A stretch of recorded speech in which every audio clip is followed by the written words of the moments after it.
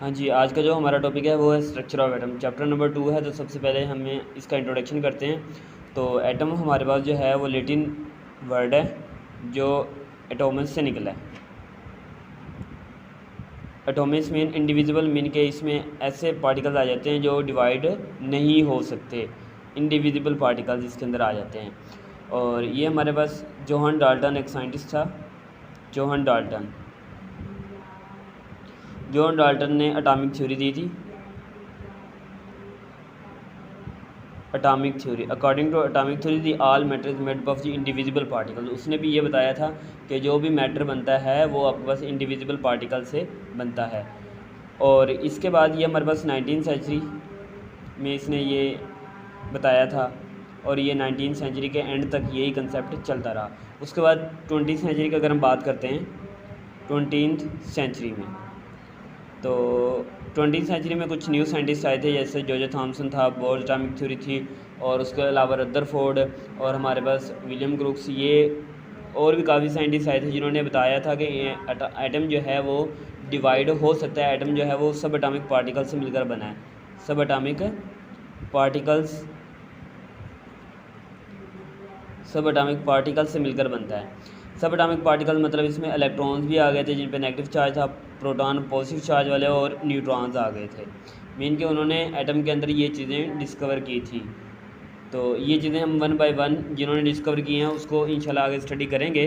तो इसके बाद हमारे पास आती है प्लम पुडिंग थ्योरी।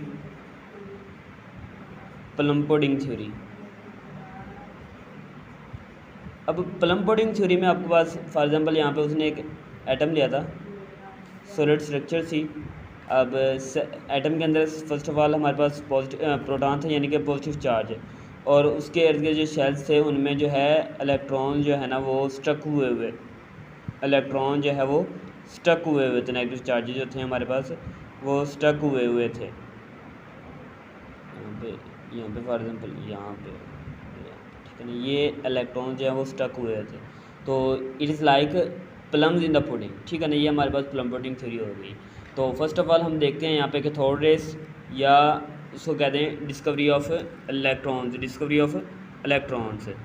तो कैथोड रेस को हम देखते हैं, एंड डिस्कवरी ऑफ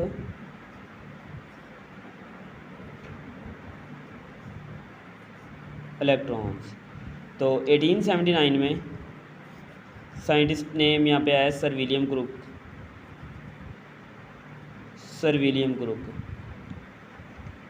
इसने इलेक्ट्रॉन्स को डिस्कवर किया था, नेगेटिव चार्जेस को, और उसके बाद उसने एक डिस्चार्ज ट्यूब ली थी। हाँ, तो इसके बाद उसने ली थी डिस्चार्ज ट्यूब।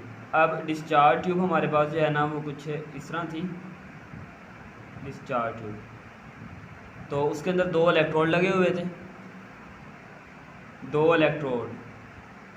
सॉरी, यहाँ पे उन्होंने एक वैक्यूम पंप लिया था, और एक पे था हमारे पास कैथोड रेस, मीन के नेगेटिव चार्ज था कैथोड रेस, और दूसरी थी एनोड, मीन के पॉजिटिव चार्ज था। और इसको उन्होंने हाई वोल्टेज बैटरी के साथ अटैच किया हुआ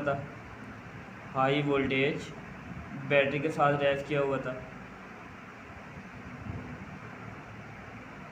हाई वोल्टेज बैटरी जो उसको high voltage current pass out कर रही थी वहाँ से। अब ये हमारे पास क्या था, वैक्यूम पंप था जो प्रेशर को मिनिमाइज़ कर रहा था। मीन कि इसने इतना प्रेशर मिनिमाइज़ किया कि ये 10⁻⁻4 ATM पे ले आया है। 10⁻⁻4 ATM तक ले आया है। मीन के 10⁻⁻4 को हम देखते हैं तो 0.0004 बनता है, यानी कि इतना एटमॉस्फेरिक प्रेशर उसने डिक्रीज़ किया था। अच्छा, तो उसके बाद अगर हम इसके करैक्टरिस्टिक्स की बात करते हैं, प्रॉपर्टीज़ की अगर हम बात करते हैं, प्रॉपर्टीज़ की, तो सबसे पहले प्रॉपर्टीज़ ये आती है कि इनमें से जो इलेक्ट्रोड में से हमारे पास इसमें से रेज पास आउट होती हैं वो स्ट्रेट लाइंस में होती हैं, वो हमारे पास बिल्कुल ही स्ट्रेट लाइंस में होगी। नंबर 1 पॉइंट जो होगा हमारे पास, जो भी यानी कि नेगेटिव इलेक्ट्रोड से रेज पास आउट हो रही हैं वो 90 डिग्री बना रही हैं। 90 डिग्री मतलब परपेंडिकुलर जा रही हैं, ठीक है। फर्स्ट पॉइंट हमारे पास ये था। और उसके बाद दूसरा पॉइंट ये है कि they can cast a sharp shadow of an opaque object if place in their path है। मीन कि अगर हम इसके किसी भी इस इलेक्ट्रोड के रास्ते में कोई भी एक ऐसा ओपाक ऑब्जेक्ट रख देते हैं जो मीन के उसके आर पार नज़र कुछ नहीं आता, तो उससे ये होगा कि शार्प शेडो क्रिएट होगी।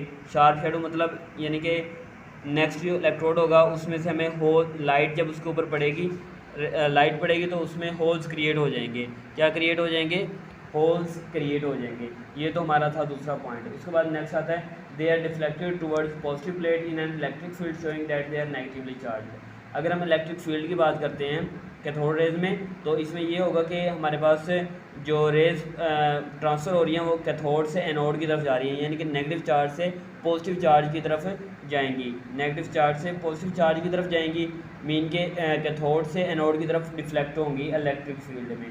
और हमारे पास डिस्चार्ज ट्यूब के अंदर कोई गैस जब हम फिल करेंगे तो उसमें ये होगा कि the rays temperature of the body on which for, यानी कि कोई भी गैस अगर हम उसमें टेम्परेचर यानी कि राइज़ कर रहे हैं तो उसका टेम्परेचर जो है वो इंक्रीज़ हो जाएगा, टेम्परेचर इंक्रीज़ हो जाएगा, टेम्परेचर इंक्रीज़ हो जाएगा। और नेक्स्ट जो पॉइंट है, J Thomson discovered their charge to mass ratio, और जे थॉमसन ने इसके अंदर चार्ज भी कैलकुलेट किया था जो हम गैस अंदर इसके अंदर डाल रहे थे, और उसका मैस भी कोई ना कोई कैलकुलेट किया था।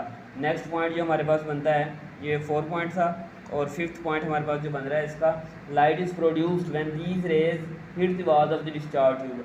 और यहाँ पे लाइट भी प्रोड्यूस हो रही थी जब कोई भी रेज जो है वो इसकी वाल्स से स्ट्राइक कर रही थी, डिस्चार्ज ट्यूब की वाल से स्ट्राइक कर रही थी, तो इससे लाइट भी प्रोड्यूस हो रही थी। और लास्ट वन पॉइंट हमारे पास इसका यह आ जाता है, it was found this same type of rays were emitted to no matter which gas and which cathode was use in the discharge tube. और अब बस कैथोड रेज में कोई भी अगर डिस्चार्ज ट्यूब में कोई भी हमारे पास यानी कि कंपाउंड प्रोड्यूस हो रहा है, तो उससे ये है कि कैथोड रेज की प्रोडक्शन पे कोई इफेक्ट नहीं पड़ता। इसमें कोई भी गैस अगर हम पास आउट कर रहे हैं तो इससे कैथोड रेज की प्रोडक्शन पे कोई भी इफ़ेक्ट नहीं हो रहा, यानी कि no effect of the cathode rays production, no effect of the cathode rays production. और उसके बाद इसके रिजल्ट में भी यही आ जाता है, मीन के हमारे पास फर्स्ट पे जो आता है cathode rays is independent of the nature of the gas present in the discharge tube और मटेरियल ऑफ द कैथोड, यानी कि कैथोड की प्रोडक्शन पे कोई भी इफेक्ट नहीं पड़ता अगर हम यानी कि उसके अंदर कोई भी गैस जो है डिस्चार्ज ट्यूब में डाल रहे हैं। Defect that the cast sharp shadow of an opaque object